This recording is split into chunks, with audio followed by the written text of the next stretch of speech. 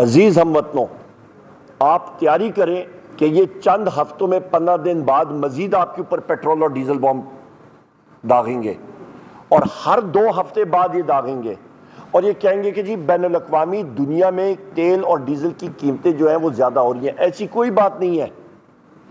असल बात यह है कि इन्होंने ये कमिट किया, अपने टारगेट से ज्यादा ये जमा करने के चक्करों में है।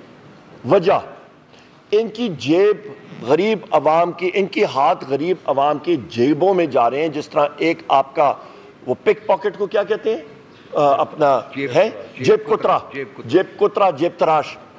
ये जेब तराश है, ये जेब कुतरे हैं। ये अवाम की जेबों से उनकी हक हलाल की कमाई, ये puppet PPM, puppet prime minister Shahbaz Sharif और इसकी काबीना, ये सब के सब जेब तराश है। लोगों की जेबों से ये पैसा ले रहे हैं, टारगेट से ज्यादा इन्होंने कलेक्ट करना है। वजह कि इनका टैक्स का टारगेट ये सही तरह पूरा नहीं कर सकते हैं। डायरेक्ट टैक्सेशन आपकी कम हो रही है, कारोबार आपका खत्म हो चुका है, प्राइवेट सेक्टर क्रेडिट आपका सुकड़ के 86% आपका जो आपका निजी शोबे में कर्जे लेती है निजी शोबा, वो 86% कम हो चुका है। आपकी बेरोजगारी अरूज पे जा रही है, नौजवान लोग पिसे जा रहे हैं। आपका इस वक्त जो सीपीआई आपका कंज्यूमर प्राइस इंडेक्स है वो तकरीबन 25 से 26% पे है और फूड इन्फ्लेशन 40% से तजावज है। और आप मजीद अपने आप को, अपनी जेबों का ख्याल रखें, क्योंकि ये आपकी फूड इन्फ्लेशन, अशिया खुर्द व नोश की चीज़ों में और मजीद इजाफा होगा। इसके साथ साथ मैं ये कहता चलूँ कि ये फॉर्म 47 की बैसाखियों वाली हुकूमत, दूसरी हुकूमत मरियम नवाज की पंजाब में, इन्होंने माशाल्लाह बड़ा सोच समझ के इन्होंने एक इनका ख्याल था कि जी हम लोग कोई नई चीज़ निकालेंगे। 16 रुपए की रोटी और 20 रुपए का मतलब रोटी आपको इस वक्त 16, आप अंदाजा लगा दें। ये नादान लोग, इनको गवर्नेंस का कख नहीं पता, कुछ नहीं पता। आपकी गंदम की कटाई का सीजन पंजाब में शुरू है, जिसको वीट सपोर्ट प्राइस कहते हैं, वो इन्होंने कम कर दी है। आप मुझे मेरे साथ अभी चलते हैं, ये सारे के सारे कैमरामैन, हम लोग जाते हैं ये करीब में इस्लामाबाद के किसी तंदूर में, या फिर हम लोग जाते हैं जनाब आपका साहिवाल में किसी दूर दराज पिंड में, या हम लोग जाते हैं जनाब किसी अटक में, या हम लोग जाते हैं पिंडी के किसी तंदूर पे नान भाई के पास और उनसे पूछते हैं जनाब आप बताएं रोटी की कीमत कितनी है। मेरी कल हमारे मेहनत का जो नान भाई हैं, मुख्तलिफ लोगों से फ़ोन पे बात हो रही थी, आपको 16 रुपए की रोटी और 20 रुपए का नान मिल ही नहीं सकता, दस्तयाब ही नहीं है, कहाँ से लाएंगे। तो ये सारे का सारा झूठ का पखंड है, झूठ है सारे का सारा। सो लिहाजा ये चंद चीज़ें थी जो आपके सामने रखनी थी कि हुकूमत इनके कंट्रोल में है नहीं। कल इनको चाहिए था, जो हमने सेशन रिक्वेजिशन किया था, वो प्रेस कॉन्फ्रेंस में हल्का सा उसको टच दूंगा कि 6 जजेस के ख़त के ऊपर हमने बात करनी थी। उसके ऊपर चाहिए था कि इसाक डार जो फॉरेन मिनिस्टर हैं वो या किसी और काबीना मिनिस्टर को वहाँ पे भेज दे और पॉलिसी स्टेटमेंट देते ईरान और इजराइल पे, पर उनको तो इन चीज़ों से फुर्सत नहीं है। वो तो अपने मज़ों में ये सारे के सारे वज़रा लगे हुए हैं। दूसरी अहम बात मैं कहता चलूँ कि सऊदी डेलीगेशन पाकिस्तान आया है, हम लोग उनको अहलन व सहलन कहते हैं, वेलकम, खुश आमदेद। और हमेशा सऊदी अरेबिया ने पाकिस्तान का साथ दिया है और वो इन्वेस्टमेंट के लिए या पाकिस्तान में सरमायाकारी के लिए आ रहे हैं। तो हम लोग पाकिस्तान में कोई भी सरमायाकारी करे वो पाकिस्तान की आवाम के लिए सरमायाकारी करेंगे। पाकिस्तान में पैसे की रेल पे लोगी, कारोबार चलेगा। हम लोग बैसियत पार्टी उसको वेलकम करते हैं, बैसियत अपोजिशन वेलकम करते हैं।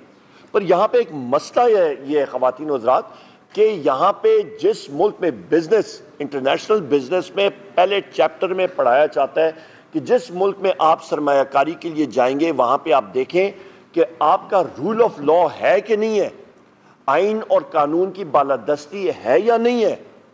तो हमारे बैनुल अक़वामी दुनिया से और बिलखसूस सऊदी अरेबिया या अमारात से हमारे इन्वेस्टर्स, हमारे भाई बहनें या आके पाकिस्तान इन्वेस्टमेंट करें, हम लोग उनको खुशामदेद कहते हैं।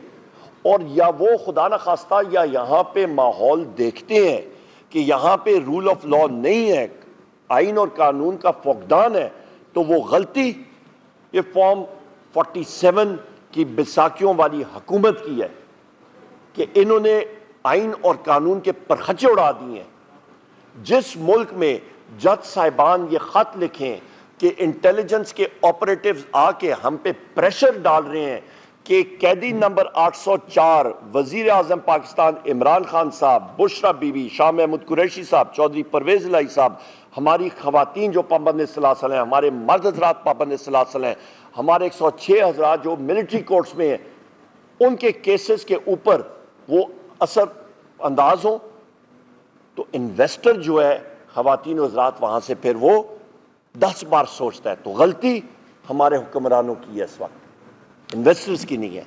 सो लिहाजा ये मैं वाजे करता चलूं, और यहां पे हम लोग ये भी डिमांड करते हैं कि जो फैजाबाद इंक्वायरी रिपोर्ट आई है वो पब्लिक होनी चाहिए और सामने आनी चाहिए।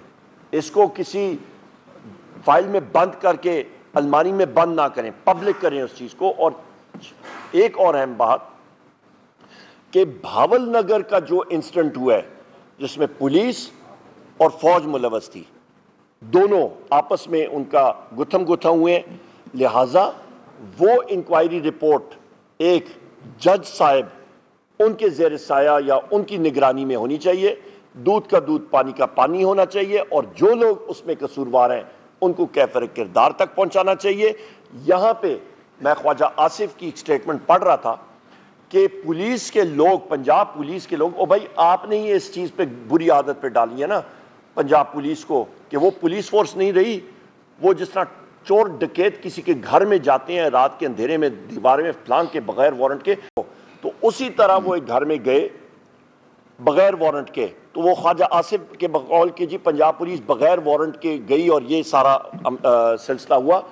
तो भाईजान मैं आपसे पूछना चाहता हूं ख्वाजा आसिफ साहब जनाब, कि पीटीआई के घरों में, हमारे अपने घरों में जो पुलिस फोर्सेस आती रही हैं, तो वो फूल के बुके और वारंट फ्रेम करके आते रहे हमारे पास, और हमें उनको रात को हमें वो पेश करते रहे कि जी आपके लिए तोहफा लाए, मेहरबानी करें। वो कौन से वारंट के साथ आते रहे? इसका मतलब ये है कि पाकिस्तान के किसी भी देहात में पुलिस जब रात को आती है तो लिहाजा अगले दिन या उसी वक्त सारे लोग 50-100 लोग इकट्ठे होकर तो पुलिस थाने में जाए और धुलाई करें और मुर्गा परेड बनाएं या डड्डू परेड कराएं। ये हम लोग मतलब उससे मतलब ले। सो लिहाजा खुदारा एक डिसिप्लिन इदारों के दो अहम सतून हैं लॉ एनफोर्समेंट के, वहां पे या डिसिप्लिन का फुकदान हुआ है तो बहसियत कौम, बहसियत मुहिब वतन पाकिस्तानी हम लोग डिमांड करते हैं कि इम्पार्शल जुडिशल इंक्वायरी होनी चाहिए और कैफर किरदार तक पहुंचाना चाहिए।